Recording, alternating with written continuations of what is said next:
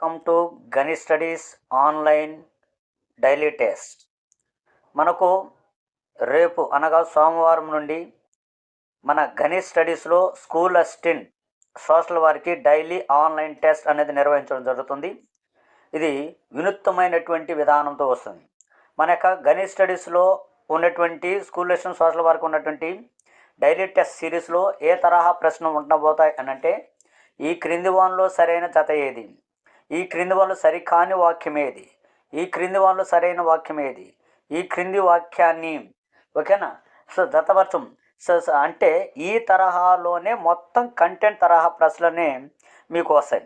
ఇప్పుడు ఇక్కడ మీరు అభ్యర్థులు గుర్తించాల్సిన అంశం ఏదనంటే ఓకేనా, ప్రతి జిల్లా నుంచి అంటే రైట్ ఓకేనా, జిల్లా వైజ్ జిల్లా వైజ్ అనేది మనకు డైలీ టెస్ట్ జరుగుతుంది. ఇప్పుడు సపోజ్ విజయనగరం జిల్లాకు సంబంధించిన అంశం అనుకున్నాం. విజయనగరం స్కూల్ అసిస్టెంట్ సోషల్ వారు డైలీ ఆన్లైన్ టెస్ట్ని ఎలా పర్చేజ్ చేసుకోవాలి అని అంటే, మీ జిల్లాలోకి వెళ్ళి పర్చేజ్ చేసుకోవాలి. అంటే విజయనగరం జిల్లాలో అయితే ఈ విజయనగరం జిల్లాలో పర్చేజ్ చేసుకోవాలి, లేదా వాళ్ళు రైట్ ఓకేనా లేదా అనుకోండి విశాఖపట్నం అయితే విశాఖపట్నం జిల్లాలో పర్చేజ్ చేసుకోవాలి, లేదా అనుకుంటే వాళ్ళు తూర్పుగోదావరి జిల్లా అంటే తూర్పుగోదావరి జిల్లాలోకి వెళ్ళి పర్చేజ్ చేసుకోవాలి.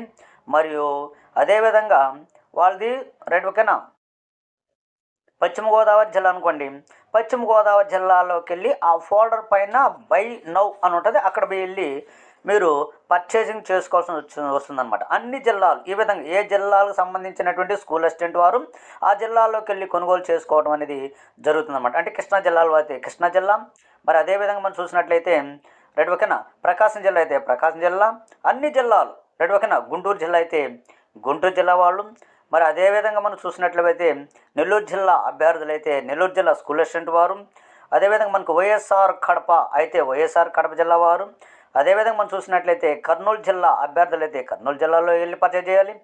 అదేవిధంగా మనకు తెలిసినటువంటి చిత్తూరు జిల్లా అభ్యర్థులు అయితే చిత్తూరు జిల్లాలోకి వెళ్ళి పర్చేజ్ చేయాలి.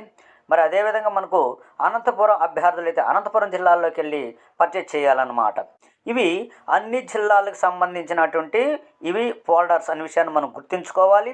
ఓకేనా, మీ జిల్లాల్లో వెళ్ళి మీరు పర్చేజ్ చేసుకొని మీ జిల్లాలోనే ఎగ్జామ్ రాయాలి. ఎందుకనంటే డిఎస్సి అనగానే మనకేంటి జిల్లాల వారీగా వస్తుంది. ఇప్పుడు సపోజ్ నేనేమంటాను అంటే, ఇక్కడ శ్రీకాకుళం జిల్లాలో చదివేటువంటి అభ్యర్థులు వేరే జిల్లాలో చదవకపోవచ్చు, వేరే జిల్లాలో చదివే టాలెంట్ కలిగిన వాళ్ళు శ్రీకాకుళం జిల్లాలో చదవకపోవచ్చు. ఏ జిల్లా సామర్థ్యం ఆ జిల్లాకు ఉంటుంది కాబట్టి ఒకటి అంశం అయితే జిల్లా వైజే కదా మనకు మెరిట్ తీస్తాడు ఒక అంశం అయితే, మరో అంశం ఏంటంటే